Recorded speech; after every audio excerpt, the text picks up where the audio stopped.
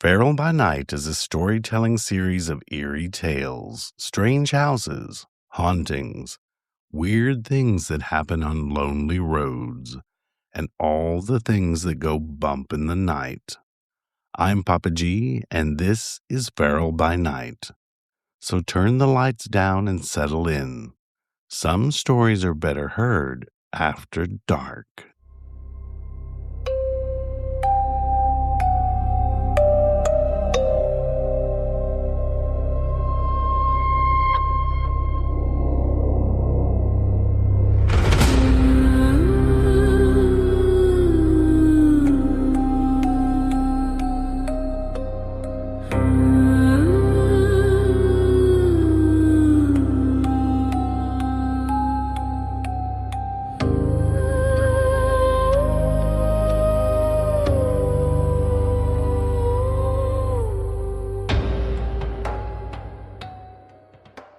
When Daniel moved into the old duplex, the landlord told him the upstairs unit was empty. That was one of the reasons he took it. Daniel worked nights at the hospital, mostly in patient transport. He moved people from emergency rooms to imaging, from surgery recovery to regular floors, from one white-lit hallway to another, until the whole building started to feel like a maze that only existed after midnight. By the time his shift ended, he didn't want noise. He didn't want neighbors. He didn't want somebody clomping across the ceiling while he tried to sleep through daylight. The duplex seemed perfect for that. It sat on a narrow side street a few blocks from the older part of town, where the sidewalks were cracked by tree roots, and most of the houses had been divided into rentals sometime in the 70s. The place was cheap, quiet, and a little run down in the way old rentals usually are. The floors leaned toward the walls. The pipes knocked after every shower. The windows rattled when trucks passed too fast on the street outside. For $650 a month, Daniel could live with all of that. The landlord, Mr. Voss, was a tired-looking man in his 60s who owned 3 or 4 old properties and always seemed irritated by the fact that they required maintenance. He showed Daniel the downstairs unit, pointed out the breaker box, warned him about the sticky bathroom window, and said the upstairs apartment had been empty for months. He said it almost too quickly. Daniel noticed that, but he didn't think much of it at the time. At the back end of the hallway, near Daniel's bedroom, there was an old interior staircase leading up to the second floor. The door at the bottom had been painted over several times. Its knob was old brass, dull from age, and there was a keyhole beneath it, though Mr. Voss said the lock hadn't worked in years. The upstairs unit had its own outside entrance. Nobody used the inside stairs anymore. Mr. Voss said the door was sealed from the upstairs side, and Daniel could ignore it. Daniel was fine with that. He moved in on a Friday afternoon with a mattress, 2 bookshelves, a second-hand couch, and a kitchen table his brother had helped him haul in from a thrift store. By Sunday night, most of his life was unpacked. By Monday morning, after his first shift back at the hospital, the duplex already felt like the kind of place he could disappear into. That first week was quiet. He slept through the day under blackout curtains. He ate cereal at odd hours. He learned which floorboards creaked and which cabinet door had to be lifted before it would close. The upstairs stayed silent. No footsteps, no voices, no music through the ceiling. Then, on the 8th morning, Daniel came home just after 7. The sky was pale and gray, and there was mist hanging low over the street. He parked in the little gravel space beside the duplex, climbed the porch steps, and let himself in. He had his lunch bag in one hand, and his keys still hooked around one finger. He was halfway down the hall when he stopped. At the bottom of the old staircase door, there was a thin strip of light. Daniel stood still, staring at it. The hallway was dim because he hadn't turned on any lamps yet. That made the light under the door stand out even more. It was narrow, no thicker than a pencil line, but it was steady and pale. Not sunlight, not exactly. It looked more like the glow from a room where someone had left a lamp burning. Daniel looked toward the front windows. Morning light was coming in there, but the angle was wrong. The light under the door came from the other side, from the stairwell, from upstairs. He walked closer. The old door was still sealed around the edges with layers of paint. Dust had gathered on the narrow ledge of trim at the bottom. Nothing about it looked recently disturbed. But the light was there. Daniel bent down slowly and tried to see through the gap. Before he could lower his face all the way, the light blinked out. The hallway went dull again. Daniel stayed crouched there for several seconds, listening. The house made its usual sounds. A pipe ticked in the wall. A truck passed somewhere outside. The refrigerator hummed behind him in the kitchen. Then something on the other side of the door shifted. Just once. A soft weight against old wood. Daniel stood up so fast his knee cracked. He told himself the same thing anyone would tell themselves at 7 in the morning after a 12-hour shift. He was tired. The upstairs unit had windows. Some stray reflection had gotten in. Maybe a board had settled. Maybe a bird had landed on the roof. He went to bed. He didn't sleep well. The next morning, it happened again. Daniel came home with a headache behind his eyes and a sour cup of vending machine coffee in his hand. He unlocked the front door, stepped inside, and looked down the hallway before he even meant to. The light was back. This time, it was warmer. Yellow, like an old bulb hidden somewhere above the stairs. Daniel stood by the living room entrance and watched it. He told himself he was waiting to see whether it would vanish again. For almost a full minute, it didn't move. Then a shadow passed across it, slow, narrow, a shape blocking the light from the other side. Someone had walked past the door. Daniel's hand tightened around the coffee cup. The shadow crossed once, then stopped. A darker shape remained near the gap, as if somebody were standing just beyond the door, facing it. Daniel didn't move. The light stayed on. Then something brushed lightly against the bottom of the door. A soft, scraping sound. Not claws. Not a mouse. More like the pad of a bare foot dragging over dusty wood. Daniel backed into the living room and called Mr. Voss. At first, the landlord sounded annoyed. Then Daniel explained about the light, about the shadow, about the sound at the door. Mr. Voss went quiet. That silence told Daniel more than any answer could have. The landlord said no one had been upstairs in months. He said the power had been shut off to that unit. He said he would come by later that afternoon and take a look. Daniel waited outside when Mr. Voss arrived. The landlord climbed the exterior stairs with a key ring in one hand and Daniel following a few steps behind. The upstairs door stuck so badly that Mr. Voss had to shoulder it open. When it finally gave, the smell rolled out first. Old dust, dry wood, stale summer heat trapped in closed rooms. The apartment was empty. Completely empty. No chairs, no bed frame, no boxes, no curtains. The walls were dingy, and the windows were covered from the inside with brown paper that had been taped directly to the glass. In the front room, the ceiling fixture hung without a bulb. In the kitchen, the stove had been pulled out, leaving a dark rectangular scar on the floor. Mr. Voss flipped a switch beside the door. Nothing happened. He flipped another.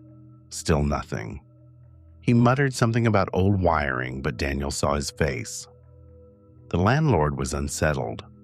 They moved through the rooms together. The upstairs hallway ran along the same wall as Daniel's downstairs hallway.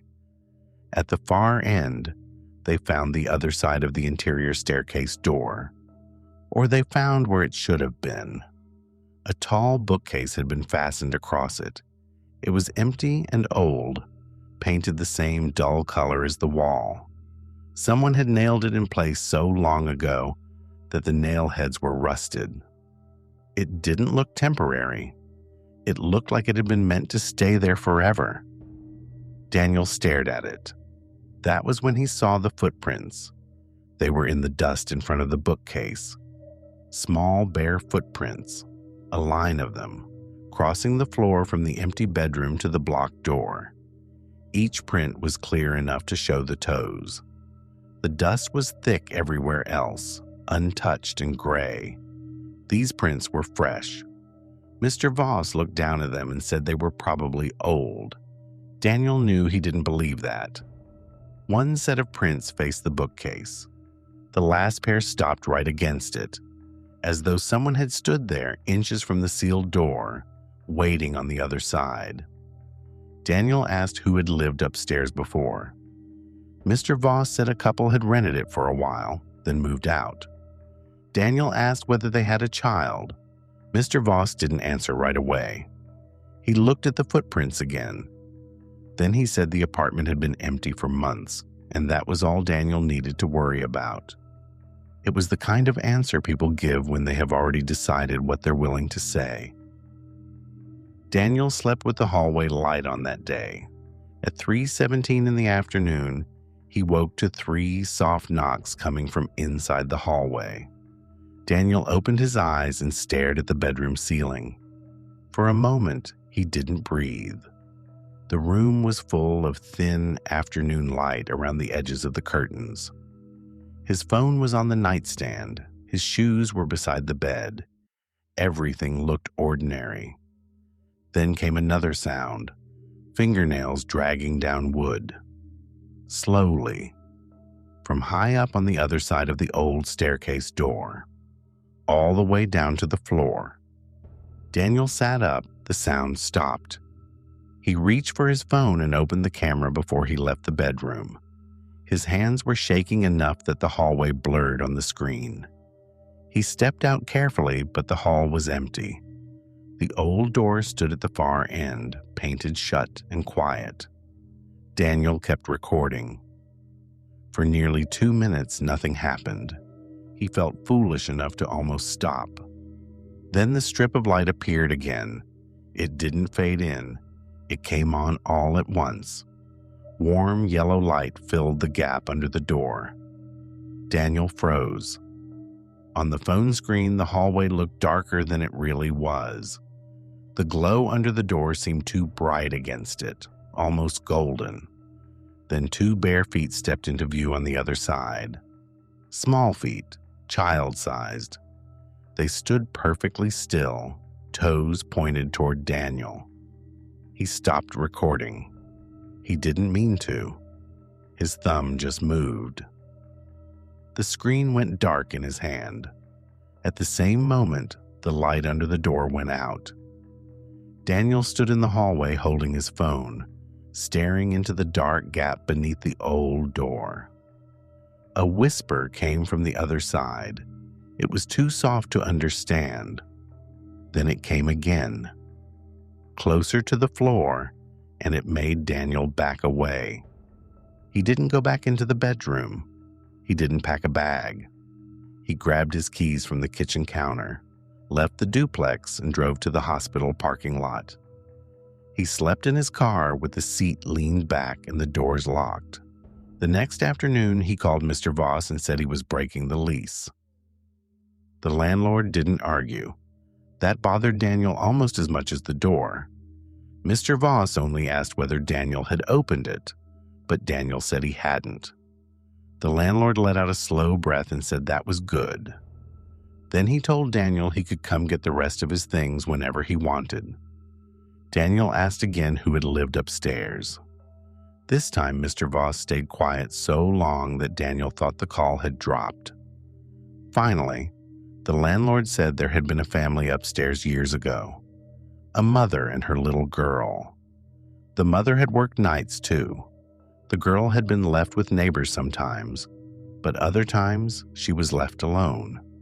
There had been a few complaints about crying, running, and lights on at strange hours. Then one winter, the mother left. Or that was how Mr. Voss phrased it. She left. The little girl was supposed to have gone with her. After that, the upstairs unit sat empty for a long time. Daniel asked what the girl's name was. Mr. Voss said he couldn't remember. Daniel knew that was a lie. That night, against his better judgment, Daniel watched the video he'd recorded in the hallway. For the first minute, there was nothing but the old door. Then the light appeared. The small bare feet stepped into view. Daniel paused the video. He hadn't imagined them. He zoomed in even though the image became grainy. The feet were dirty at the bottoms. There was a dark line around one ankle, like a bruise or an old mark from a tight sock. Daniel felt sick. He almost deleted the video. Then he noticed something else. In the last second before his thumb stopped the recording, just before the screen went black, something pale lowered into the frame above the light. A hand, small fingers pressed flat beneath the gap, not reaching out, reaching in. Daniel threw the phone onto the passenger seat and sat in the hospital parking lot until the sun came up. 2 weeks passed before he went back. He needed the rest of his things.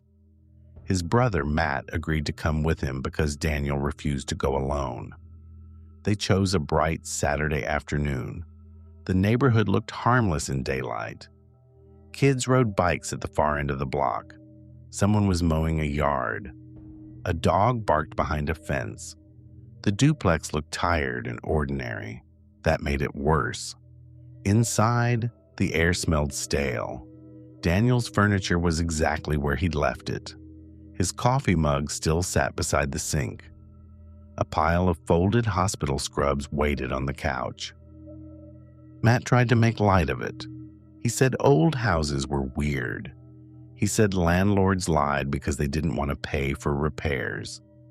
He said Daniel had probably been half asleep. Daniel let him talk. He carried boxes to the car and avoided looking down the hallway. For nearly an hour, nothing happened. The house stayed quiet. Then Matt saw the door. He stood at the end of the hallway with a box in his arms and nodded toward it. He asked if that was the famous haunted door. Daniel told him to leave it alone. Matt set the box down. Daniel told him again, sharper this time. But Matt was already walking toward it. He stopped a few feet away and grinned back at Daniel, trying to prove something. Then he crouched and leaned down toward the gap. Daniel felt the whole house go still. Outside, the lawnmower cut off. The dog stopped barking. Matt bent down lower. At first, his face had that half-amused look people get when they expect to see nothing and want to enjoy being right. Then the expression changed. His mouth opened a little. The color drained out of his cheeks. He didn't stand up or move at all. Daniel took one step toward him. Matt lifted one hand, palm out, telling him to stop. Daniel whispered his name and Matt finally stood up. He didn't laugh. He didn't explain. He grabbed Daniel by the arm hard enough to hurt and pulled him toward the front door. Daniel stumbled after him. A box tipped over behind them, spilling books across the floor. Neither of them went back for it. As they reached the living room, Daniel heard the old staircase door behind them give a soft little click, like a lock turning. Matt stopped walking for half a second. Daniel didn't let him turn around. They got onto the porch and down the steps. Matt didn't stop until they were beside the car. Matt stood with both hands on the roof of the car, breathing hard. Daniel looked back at the house. Every downstairs window was dark now, though the sun was still up. In the second-floor windows, the brown paper hung flat and still. He wanted to leave right then, and he probably should have. But the front door was still open, and his keys were on the kitchen counter. Daniel cursed under his breath and started back up the steps. Matt told him to leave them, but Daniel kept going. He crossed the porch. He stepped into the living room. The house was colder than it had been a minute before. His keys were on the counter where he'd left them. He grabbed them. Then he heard a child's voice from the hallway. It said his name. Daniel closed his fist around the keys. The voice came again, and he turned towards the sound of it. Daniel stood frozen in the kitchen doorway. The brass knob turned once, very slowly, and the painted wood cracked around it. That was when Daniel ran. He made it out the front door, down the steps, and into the car. Matt didn't ask about the keys. He didn't ask what Daniel had heard. He just started the engine and backed out so fast the tires spat gravel. Daniel watched the duplex shrink in the side mirror. For a moment, the upstairs windows looked empty. Then, his mind began to process what he'd actually seen. A hand.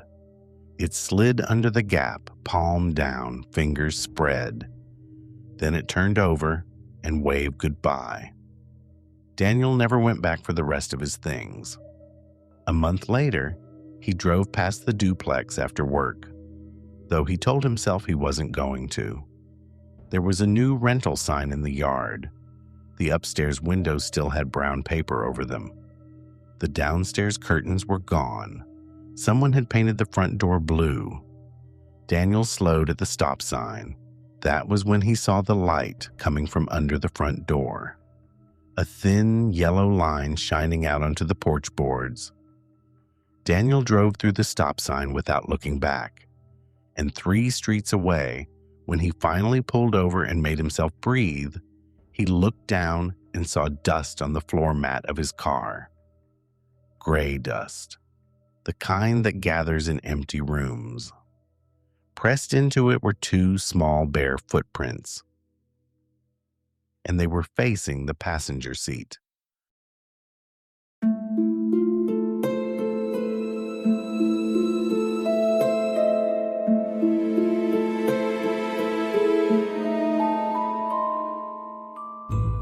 Feral by Night is the sister podcast to The Feral Folklorist. You can find information on both podcasts on feralfolklorist.com. And if you'd like to see the animated video versions of these stories, consider becoming a patron on my Patreon at patreon.com/PapaG. And if you're ever in the market for metaphysical supplies, our store, Aromagees Botanica, has been weaving magic for over 25 years. That's over at aromagees.com.